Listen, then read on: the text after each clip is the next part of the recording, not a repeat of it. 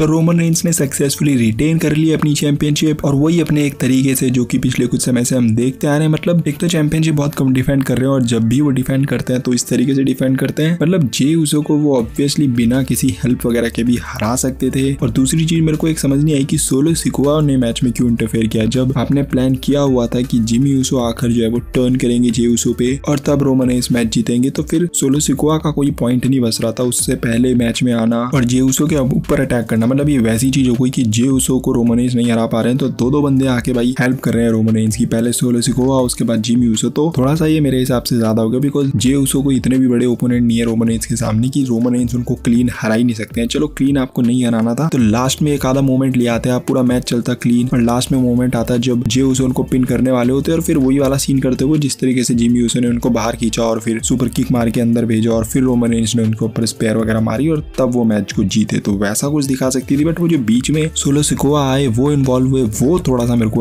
अजीब सा लगा। बाकी मैच की जो क्वालिटी थी मेरे हिसाब से बहुत सही थी दोनों की, मुझे लगता है केमिस्ट्री बहुत सही है। जब ये दोनों रिंग में आमने सामने होते हैं जे यूसो और रोमन रेंस, तो बहुत ही कमाल का मैच देते हैं। पहले भी हमने देखा है हेल इन अ सेल या और भी पेपर व्यूज में, और यहाँ पर भी भाई बहुत ही सही मैच था। और भाई बात तो ये चल रही थी कि रैंडी ऑर्टन वापस आ सकता है, ब्रे वायत वापस आ सकता है, बिगी आ सकता है, स्टोन कोल्ड आ सकता है, बट आया कौन? कोई भी नहीं। तो ये एक थोड़ी सी समर स्लैम का ड्रॉबैक रहा, बिकॉज पिछले कुछ समर स्लैम से हम रिटर्न देख रहे थे हर बार किसी ना किसी की, इनफैक्ट कई बार तो दो रिटर्न देख रहे थे। मतलब ब्रॉक लेसनर भी आ गया, बेकी लिंच भी आ गई मतलब। तो इस बार वैसा कुछ नहीं हुआ, रिटर्न किसी की नहीं हुई। इनफैक्ट आई थिंक ओमोस की रिटर्न लोग काउंट कर रहे हैं, बट मैं तो काउंट नहीं करता ओमोस की रिटर्न। मतलब वो आए ना आए क्या ही फर्क पड़ता है। बट हाँ, रिकोशी और लोगन पॉल का मैच शो का ओपनर था और भाई बहुत ही सही मैच था। जो एक्सपेक्टेशन थी इस मैच से भाई मेरे हिसाब से डिलीवर करके दिया है इस मैच ने। कुछ अच्छे स्पॉट्स हमें देखने को मिले मैच में। मैच की एंडिंग थोड़ी सी डब्ल्यूडब्ल्यूई ने दिखा दी, वैसी क्लीन नहीं दिखाई। मतलब लोगन पॉल ऑब्वियसली क्लीन हरा सकते थे रिकोशी को, बट क्लीन नहीं हराया। बट अगर आप रिकोशी के पॉइंट ऑफ व्यू से देखोगे तो उनके लिए बेनिफिटेड है ये कि भाई वो क्लीन नहीं आ रहे हैं। और आई थिंक अगर इस फ्यूड को डब्ल्यूडब्ल्यूई को ड्रैग करना है तो ड्रैग कर सकती है, बिकॉज बहुत ही कमाल का मैच है और कमाल के मैचेस ये दोनों दे सकते हैं। तो I hope and I wish कि इनके बीच में डब्ल्यूडब्ल्यूई और भी मैचेस हमें दिखाए। बाकी ओवरऑल मैच मेरे हिसाब से काफी सही था। इसके अलावा बैटल रॉयल मैच हमें देखने को मिला जहां पर एलए नाइट को विक्ट्री मिलती है। एक्सपेक्टेड था कि एलए नाइट को ये विक्ट्री मिलेगी, बट जिस तरीके से पूरा मैच हुआ काफी सही मैच लगा मेरे को ये। एंड में फिर एलए नाइट जब जीतते हैं तो सही मोमेंट था। मतलब जो क्राउड था जो आया था एलए नाइट को देखने के लिए, उनको वो मोमेंट मिल गया। एलए नाइट की एंट्रेंस हुई, मैच हुआ, देन कुछ अच्छे एलिमिनेशन भी उन्होंने करे और फिर फाइनली उन्होंने मैच को जीता। तो आई थिंक समर स्लैम के जो क्राउड आ रखा था और जो इनफैक्ट जो क्राउड देख रहा था उनको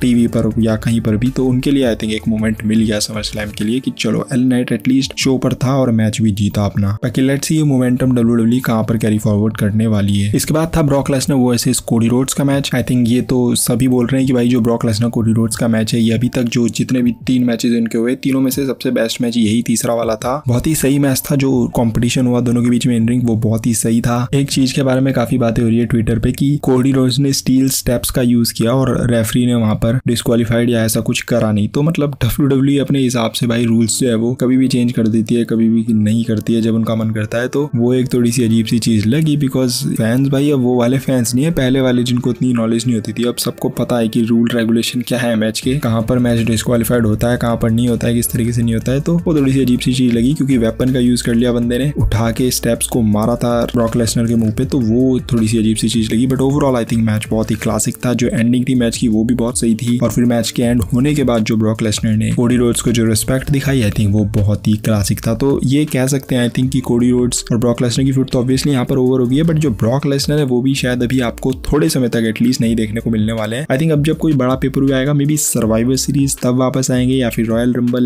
या फिर मे बी रेसलमेनिया, तो उससे पहले तो पे बैक या ये जो छोटे मोटे पेपर व्यूज है आई डोंट थिंक कि यहाँ पर आने वाले हैं। ब्रॉक लेसनर जिस तरीके से उन्होंने मैच को एंड वगैरह किया और ये अनस्क्रिप्टेड था, अनप्लान्ड था, ब्रॉक लेसनर ने खुद से ऐसा जेस्चर किया, ये भी दिखाता है कि ब्रॉक लेसनर कोडी रोड्स को कितना मानते हैं या कितनी उनकी रिस्पेक्ट करते हैं। तो ये काफी सही चीज थी। इसके बाद सही ना बेजलर और रोंडा रोजी का मैच था जो कि पूरे शो का सबसे हल्का और सबसे बकवास मैच था। मतलब ये हल्का मैच पहले भी था कार्ड पर और जब ये हुआ उसमें भी ये सबसे हल्का मैच था। एक तो डब्ल्यूडब्ल्यूई ने एमएमए रूल रखा ये बहुत ही खराब था क्योंकि जिस तरीके से पंचेस वगैरह थ्रो कर रहे थे एक दूसरे के ऊपर, वो ऐसा देख के लग रहा था कि यार ये तो फेक पंचेस है। मतलब ऑब्वियसली वो दिख रहा था कि भाई नहीं लग रहे हम उनके मुंह पे और वो फेक पंचेस थ्रो कर रहे हैं एक दूसरे के ऊपर। तो जब भी रेसलिंग में अगर आप इस तरह की चीज करो जो फेक दिखे, ऑब्वियसली हमें पता है कि बहुत सारे मूव्स फेक होते हैं, पंचेस फेक होते हैं, बट अगर वो हमें दिखे आंखों से कि भाई ये तो फेक ही दिख रहे हैं तो वो फिर बेकार रेसलिंग है। तो ये एमएमए रूल्स वाला मैच जो डब्ल्यूडब्ल्यूई ने करा बहुत बेकार आइडिया था। लिटरली मैं ट्विटर पे देख रहा हूँ कि फैंस फैंस जो है वो इस मैच के दौरान कोई सो रहा है, कोई वॉशरूम में जा रहा है, कोई अपना मतलब बोर मतलब रिएक्शन ऐसा बना रखा है, फेस का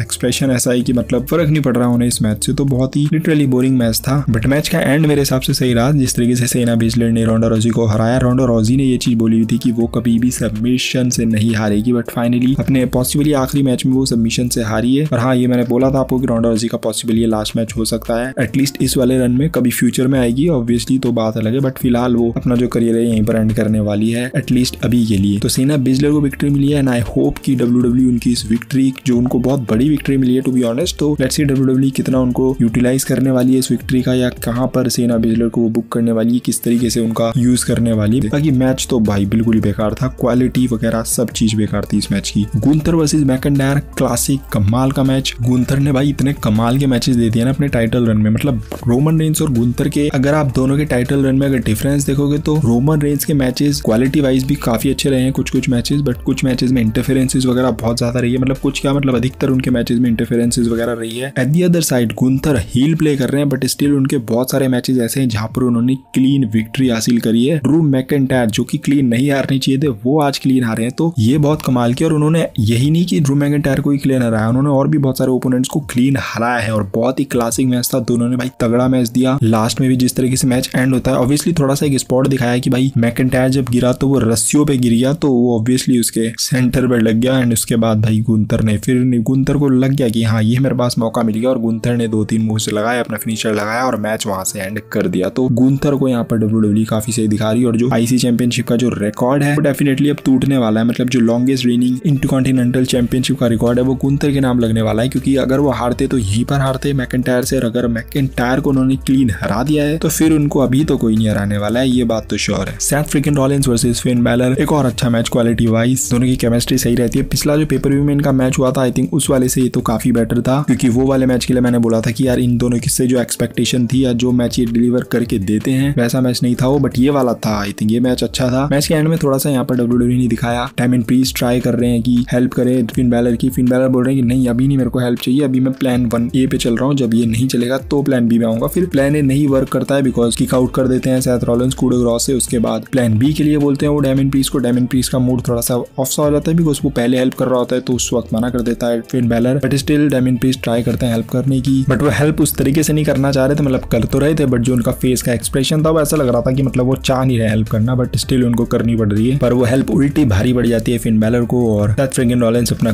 कर्ब स्टॉर्म लगा देते हैं money in the bank briefcase के ऊपर, और वो वहां पर रिटेन कर जाते हैं। डायमंड प्रीस्ट कैश इन भी नहीं कर पाते बिकॉज उनको लगता है कि यहाँ पर कोई फायदा नहीं है कैश इन करने का। बट हाँ, ये चीज WWE ने दिखा दी है कि जो जजमेंट डे है वो ब्रेकअप होने वाला है उनका, कुछ ना कुछ तो होने वाला है जजमेंट डे में। या तो फिन बैलर जजमेंट डे से जाने वाले हैं, या फिर डायमंड प्रीस्ट को जजमेंट डे से निकाला जाने वाला है, और कोई और एड ऑन हो सकता है मे बी। तो कुछ ना कुछ तो यहाँ पर होने वाला है जजमेंट डे में, जो कि यहाँ पर दिख रहा है। एटलीस्ट यहाँ से WWE ने सीड्स तो डाल दिए हैं वो ब्रेकअप की। अब ब्रेकअप कल करेगी, परसों करेगी, नरसों करेगी, वो आगे की बात है, बट यहाँ से जो सीड्स हैं वो WWE ने डाल दिए हैं। इसके अलावा Asuka Charlotte Flair Bianca Belair का मैच, ये भी ठीक ठाक मैच था, पर जो इस मैच की एंडिंग थी वो तो भाई नेक्स्ट लेवल थी। मतलब मेरे को इस मैच की एंडिंग बहुत ही पसंद आई। आस्का मेरे को इसलिए पसंद है क्योंकि वो जो मिस्ट वगैरह वाला जो सीन कर रही है ना भाई वो लास्ट में मैच के रिजल्ट के लिए, वो बहुत ही सही है। मतलब एक तरफ हम देख रहे हैं कि शार्लेट फ्लेयर ने बियांका ब्लेयर के ऊपर सबमिशन लगाया हुआ है अपना, और इधर से भाई आस्का आती है अपना मिस्ट मारती है शार्लेट फ्लेयर के ऊपर, और उसके बाद बियांका ब्लेयर पता नहीं कहां से वो रोल अप से पिन कर देती है, वो जीत जाती है championship. And I was like कि भाई ये मतलब क्या हो गया, मतलब मैं तो सोच रहा था शार्लेट जीत सकती है अगर जीतेगी आस्का नहीं तो, बट बियांका जीत जाती है। बट उधर से ईओ स्काई आती है,